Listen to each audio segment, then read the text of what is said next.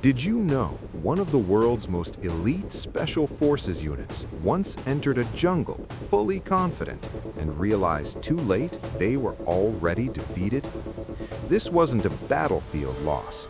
No bullets, no casualties. Yet when it ended, military doctrine across Asia quietly changed forever. A Korean sergeant's hand hovered mid-air over his compass. It wasn't spinning wildly, it wasn't broken. It simply didn't matter anymore, because his entire unit, trained to survive hell, had vanished into a jungle that refused to obey logic. The letter arrived in Seoul like a polite insult, a joint training exercise. Palawan, dense jungle. One line stood out: terrain familiarity will be decisive. Lieutenant Colonel Kim Min-jae knew exactly what that implied. 12 operators, survivors of Hell Week, urban warfare masters, Afghanistan veterans. Led by Sergeant First Class Park Ji-hyun, disciplined, decorated, confident. They expected hardship. They did not expect to be humbled. Captain Ramon de la Cruz greeted them, lean, quiet, polite, perfect Korean, no bravado, no tension, just a smile that said nothing and meant everything. Two teams, opposite jungle insertions, capture the enemy flag, no live ammo, standard exercise. Park relaxed. This was familiar territory, or so he thought. Ramon grew up inside the jungle, not trained in it, raised by it, tracking before reading, listening before speaking. For him, the forest wasn't terrain, it was memory. Perfect insertion, flawless formation, GPS locked, satellite comms green. Park split the team like doctrine demanded. Everything felt controlled, too controlled.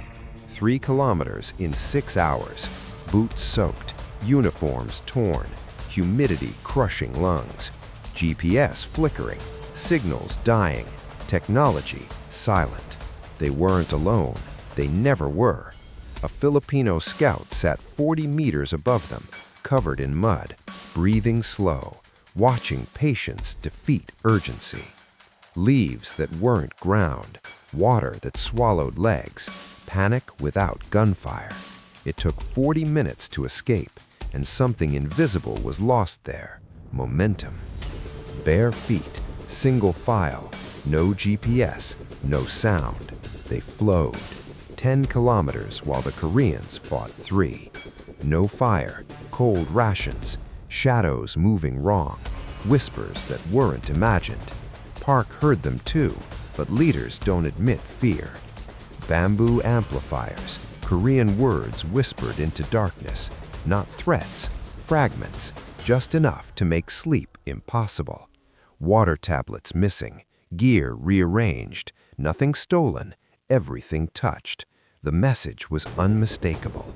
We were here. Bamboo that swallowed compasses, paths that looped endlessly. 3 hours, same broken stock.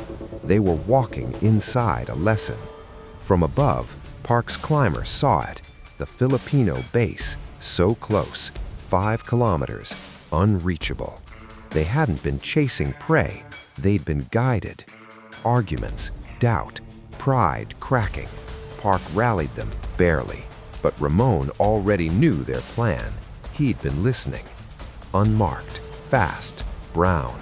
They built a raft. It failed halfway. Equipment lost. Team split. Despair settled in. Ramon observed calmly. No joy, only purpose. The jungle had done its work. Now came the reveal. Figures in darkness, some real, some branches. Sleep denied, pressure applied without contact, predators without teeth. No sleep, sunken eyes. Park made a choice: attack. Aggression returned, purpose restored. They moved fast. The flag stood untouched. Victory, finally. Relief flooded the clearing.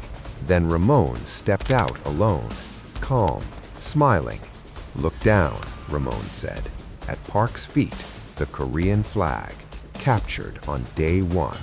The war had ended before it began.